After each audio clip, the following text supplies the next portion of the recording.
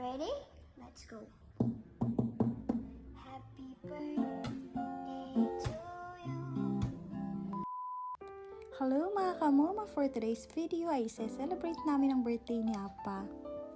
Flex ko lang pala yung likod ng bahay namin.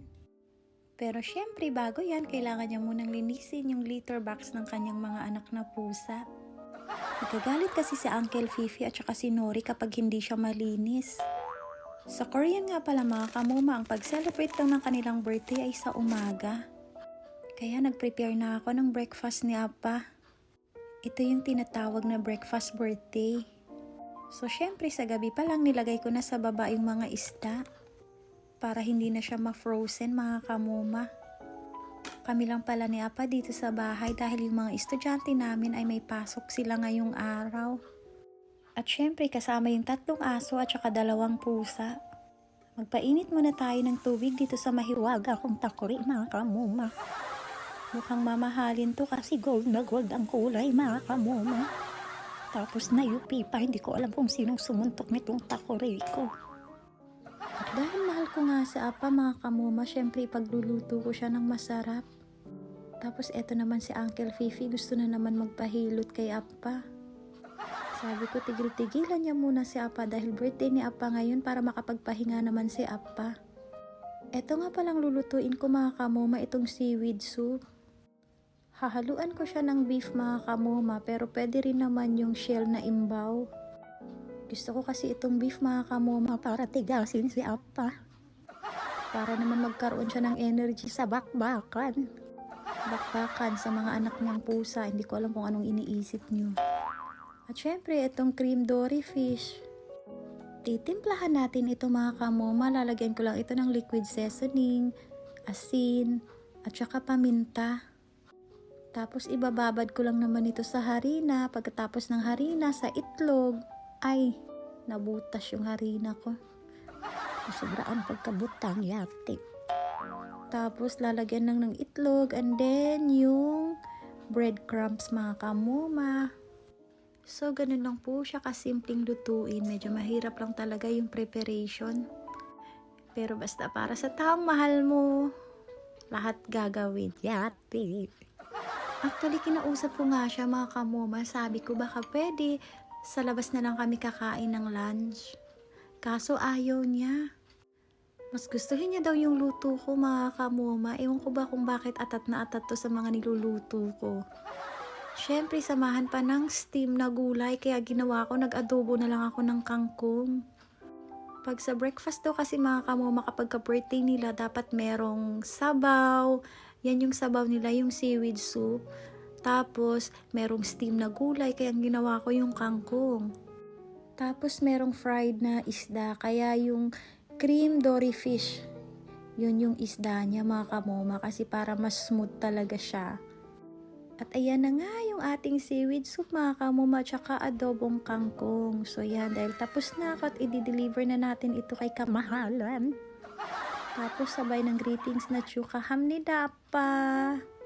Sabi ko wait lang, meron pa akong ilalagay kasi yung tinapay gagawin nating cake. Tapos syempre ayan, meron pa kaming inumin mga kamoma. Social yung lagayan pero apple juice lang pala yung nilagay namin dyan. Kaya sabi ko Fifi, kantahan mo na si Apa mo. Huwag ka munang magpapamasahe. Birthday niya ngayon, maawa ka naman. Kaya cheers na kaming dalawa mga kamoma. A few moments later. Happy birthday.